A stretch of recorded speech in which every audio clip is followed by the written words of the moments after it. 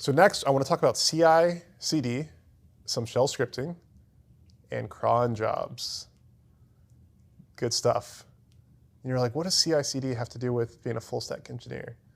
Well, when you get to any sort of scale, and by that I mean more than one server, even 10 servers, you have to say, who's working on these servers?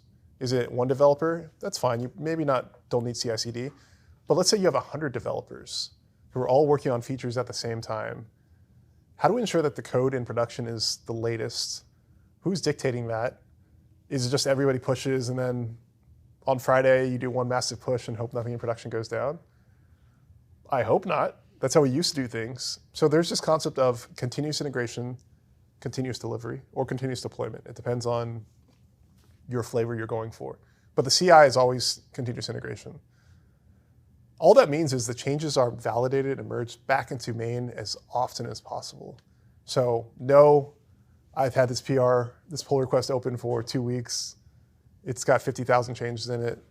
Let's merge that in. We don't want to do that. We want small atomic changes that are easy to reason about in case something goes wrong. And if you've never had anything go wrong, you've never had to do a git bisect on a production system, count yourself lucky. It is not fun. You're diving to the smallest changes trying to figure out what happened. And you never want to be there. Ask any SRE, a site reliability engineer. They will tell you CI/CD is the only way to do things when you're talking about systems at scale. But this I've always struggled with, I'm not gonna lie. Continuous delivery versus continuous deployment are kind of like, they sound like the same thing. If you told me that on the street, I'd be like, you're just saying the same thing. But one just means, continuous delivery just means the changes are ready to go. Not that you're actually deploying them to production, but we're all writing code here. We're all gonna push it up. It's been tested and validated. And then it's ready to go to production. It doesn't mean that we actually are pushing into production. Whereas continuous deployment does mean we're pushing to production. So that just means I merge in the changes, they go through all the tests and cycles, and we're just always updating production. And these are just the difference between continuous delivery and continuous deployment. Some of it's arbitrary. Some of it depends on your company. Some of it depends on kind of the timeliness of the changes you need to make.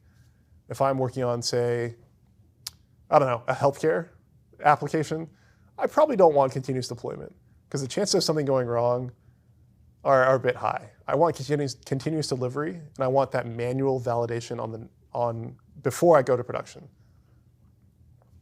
And Atlassian has a really nice diagram here kind of explaining the difference between continuous delivery and continuous deployment. But what's one commonality you see between the two? Like, continuous integration. Yes, continuous integration. So all of this relies on testing and validation of code. None of this means anything if you're not testing and validating your code. And that's the crux of CI/CD. People hear, oh, CI/CD is just about pushing your code faster.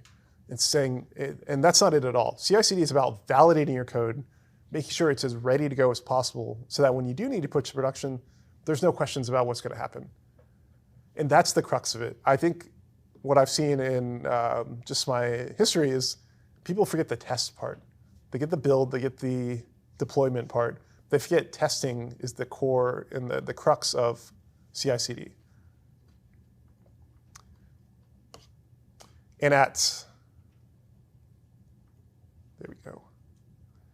At Netflix, we use something called Spinnaker.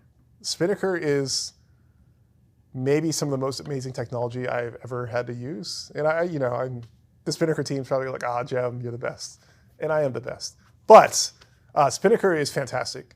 So you know how we had to go through all this trouble of creating a droplets, then configuring it with SSH and all these things? Spinnaker can do that for us. I could spin up 500 clusters with a button, and they're all configured correctly, exactly the same. There's a load balancer set up. It does so much work for us. Netflix runs on Spinnaker. It is a fantastic piece of technology. You click on the link, you can see more about it.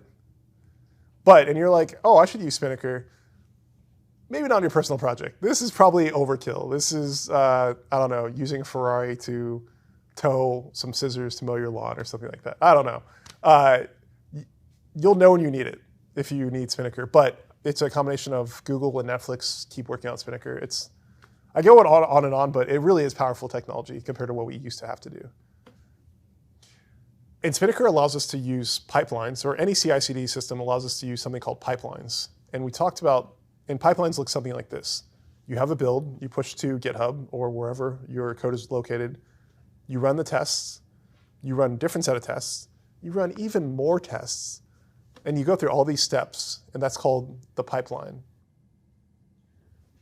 I'll stop there on tests because when I die, my last words will be like, they should have written more tests. I really believe we don't write enough tests these days. But that's why I love CI/CD, because it forces us to think in that mindset. Now, I talked all about CI/CD, the importance of it in modern computing, why you need it at any sort of scale, the importance of testing. We're going to make one today. We're going to make a CI/CD pipeline. But we're not going to use Spinnaker. We're not going to use Atlassian. We're not going to use any of these complicated things because we probably don't need them for our use case. All you actually need to make a CI/CD pipeline is a few lines of code and a stopwatch. That's it.